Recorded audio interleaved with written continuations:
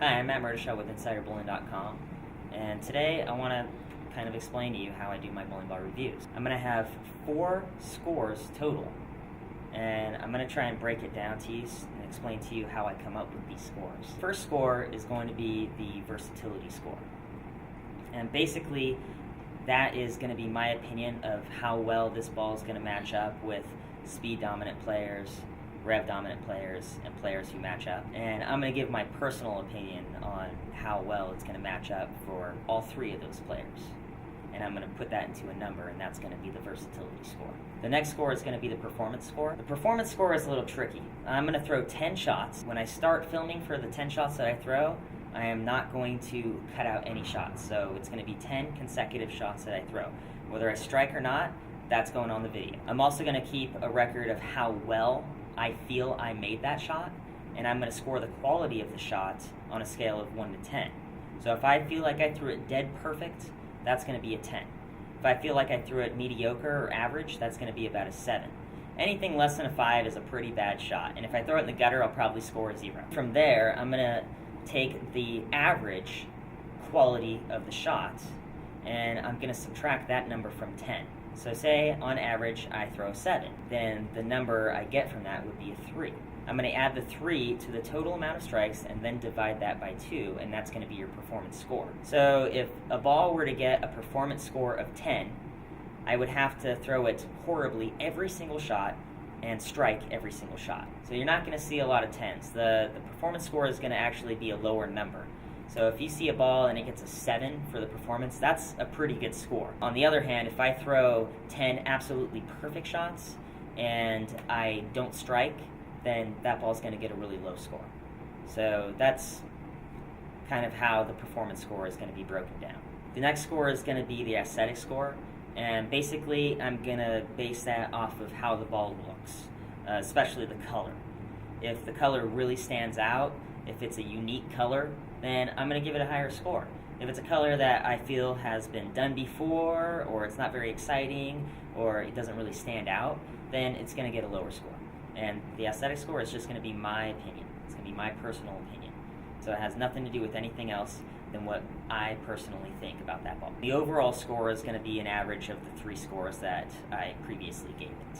The next thing I want to talk to you about is how I'm going to lay out the balls. The layout is very important to how the ball rolls. I do consider it a fine-tuning, but it still is definitely important. As far as the high-performance balls that I drill, I'm going to use this layout right here, which for all you dual angle guys, this is 80 by 3 3/4 by 35. The reason I'm going to lay out all my high-performance balls is because asymmetric balls typically hook really early for me, and they don't have a lot of back end, so it's kind of not really something that I would typically consider very versatile for me. So this layout helps the ball get through the front a little bit and create a little more angle down lane.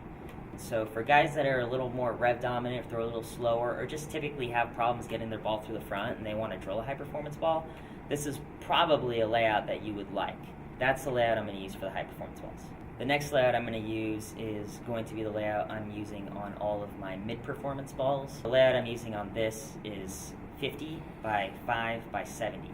For me, that's a stronger layout. 5-inch pin to PAP for me helps the ball get down the lane a little bit, but it's not like, a 6-inch pin, which is not going to flare too much at all. It's still going to give me a pretty good flare, and if it doesn't, I can always add an extra hole to make it flare a little bit more. The angles, I just like to have the pin down. I don't like the ball to be super responsive. I like the ball to be a little bit slower, which just looks better in my perspective. To my eye, it just looks better to me. So that's what I like, so that's how I kind of lay out those balls. The third layout that I'm going to use is 60 by 4 by 40. For the entry-level balls, they don't have a very dynamic core, so I want to make sure that I make a layout that's a little bit stronger. It's not going to be as strong as the 3 3/8, but I still want the ball to hook a little more on the back. For me, this is a pretty strong layout. And with the entry-level balls, they don't have a strong cover, they don't have a strong core, so this helps me get a little more bang out of the ball. With this layout, typically it requires an extra hole unless it has a really low top weight. It usually requires an extra hole, and what I did is I put the extra hole 2 inches down on my VAL. And what that does is, it takes the side weight out, makes it legal, but it also helps the ball be a little more a little earlier, a little stronger for me. So that's the layout I'm going to be using on most of the entry-level balls. I'm paying for every single ball that I review. Typically, my reviews are going to be posted after the worldwide release date of the ball because I'm not going to be able to get it before the worldwide release date of the ball. If I do happen to get the ball before the worldwide release date, it's because I got it at the ball seminar, or I got it through my Pro Shop Rewards program. I'm pretty much paying for all these balls through my Pro Shop, so I'm not getting free balls from companies. They're not sending me balls. They're not telling me what to say. They're not telling me how to drill the balls. They're not telling me what shots I need to throw the balls on or anything like that. So these are completely my opinion of the ball. These are 100% my opinion. The other thing I wanted to talk about is the condition that I'm bowling on. I'm bowling on a house shot. The reason I'm bowling on a house shot is because I feel like that's what most bowlers are bowling on. And pretty much everybody, no matter where you bowl, is going to have access to a house shot. So I feel like that's the best way to give you the most information about the ball that I can. The house shot that I bowl on is not a drier house shot. It definitely has a lot of oil.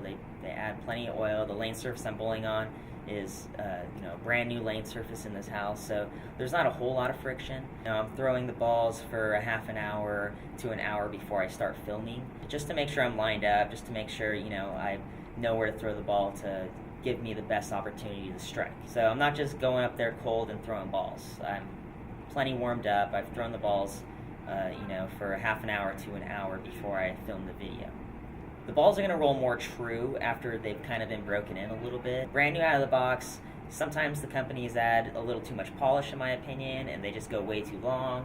So, get a little scratches in there and get them to start rolling how they're going to roll for the majority of their lifetime. And I'm Matt Murdershaw with InsiderBowling.com, and today we're bringing the Pro Shop to you.